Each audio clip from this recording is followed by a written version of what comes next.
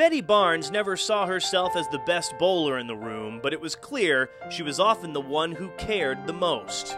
I guess the toughest part is when I was quoted, when I first started out, and then I asked why, and they said because WIBC said that's the way it is, and then when you looked it up, really, they didn't say that, the rule book didn't say that.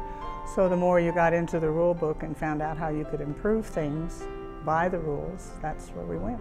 By challenging the status quo, Betty Barnes made her mark. She was named Reno Sparks Women's Bowling Association president, and it wasn't long before the city of Reno made some big plans for the sport of bowling.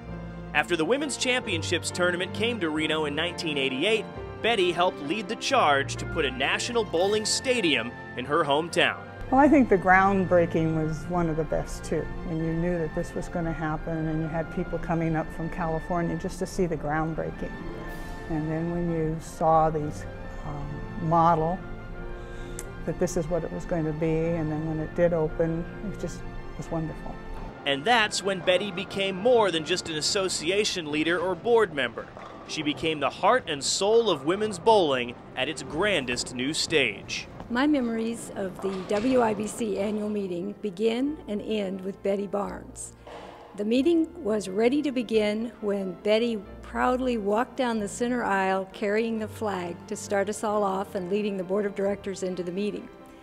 Throughout the meeting, Betty was on the floor, dealing with the delegates, visiting with people that she clearly loved, and just keeping control of the entire meeting and keeping us all going, keeping us on the right track. She is the penultimate example of service to the United States Bowling Congress, in that not only is she a great volunteer, but she manages to corral volunteers because she never takes no for an answer, and it's impossible to say no to Betty Barnes.